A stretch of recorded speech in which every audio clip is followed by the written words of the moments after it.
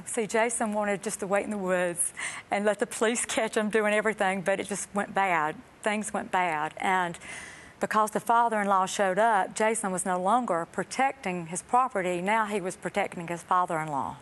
Okay. See, for this, all started going in a different direction. Yeah.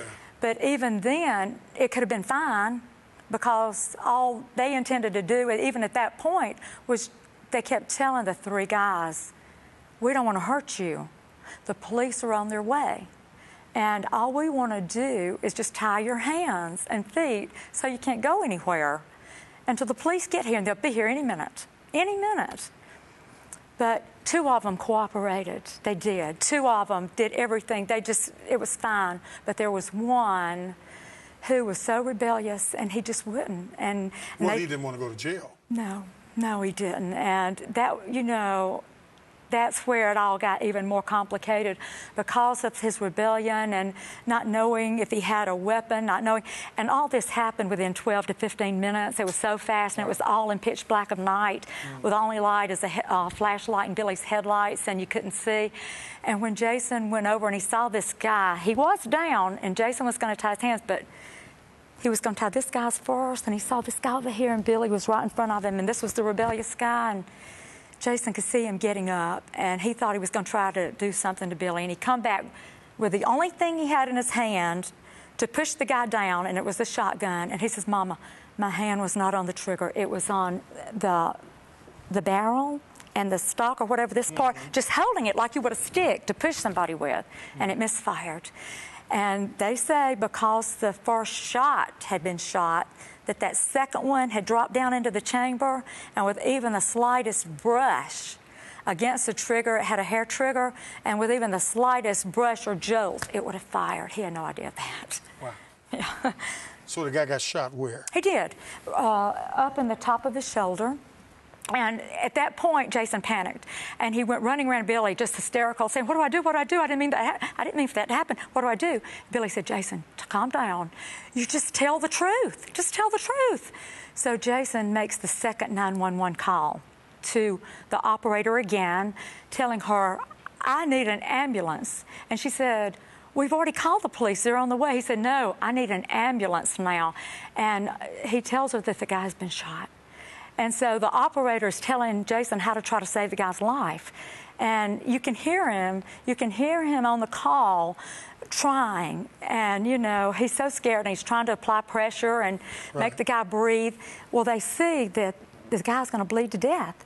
So they get him up. Him and Billy get him up, and they put him in Billy's truck so Billy can rush him to the hospital. They tried every way they could to save him. I mean, you could hear it. You could hear it on the 911 tapes.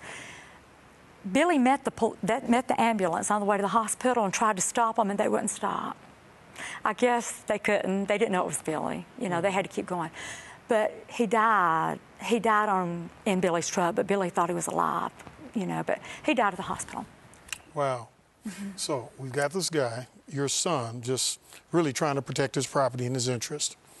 An unfortunate accident. Accidental. Tragic accident. Yeah, police are calling it murder. Yeah. Why murder? Oh, gosh. Dr. Brown, if that wasn't bad enough, that night I was in South Georgia, 2 hours away, when my call came. That's what I've heard all my life. One day you're going to get your call. That's what my oldest son preaches in his church. Be ready when your call comes. It may not be today, and it may not be tomorrow, but one day you are going to get a call. And how are you going to react when you get it? Are you going to be prepared? And I was not. I mean, the call came at 2 o'clock in the morning, and it was my father calling. My daddy telling us what had happened, and that a guy had been accidentally shot down there. We knew Jason was there, but we kept thinking it's going to be okay. They'll get him to the hospital. We knew they were on the way to the hospital.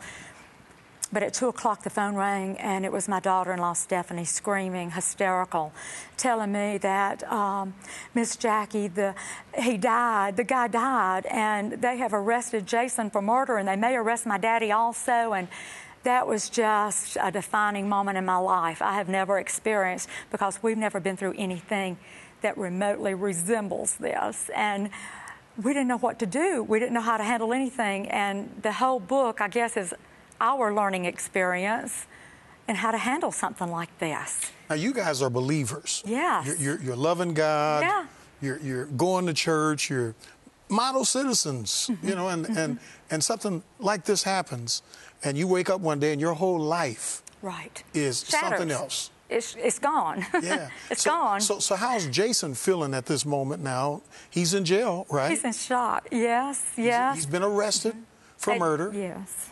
Now, is this 3 counts, 5 counts? Well, at the time, it was 1. It was felony murder. But as I said, nothing got better. Everything got worse. And he was incarcerated. And we immediately got up and we drove up. And it was 10 o'clock in the morning when an attorney showed up. We all met at Jason's house. The whole family came in. We were very family oriented. The whole family came into Jason's house, and my dad had gotten up and gone to get an attorney out of bed, an attorney Jason's very good friends with. He uses this attorney for all his closings, real estate closings for his houses. And this guy's a personal friend of the family, and he went by the judge's office before he came to see us. And he went in and he sat down with this judge and explained to him what had happened. And the judge told the attorney, look, before you got here at 7 o'clock, there was a deputy that came into my office. And this deputy told me that he met with Jason yesterday afternoon and that Jason was in a rage over these thefts and that Jason wanted to kill somebody. And he just kept on and on about how he just was going to have to kill somebody for this. And this is a lie. Oh, my God. Oh, and then, so the judge said, and because he did this, I can't rule it anything but felony murder. He said, but however, he said, I've never seen this deputy before. He must be new on the force. He said, he's not any that I'm acquainted with.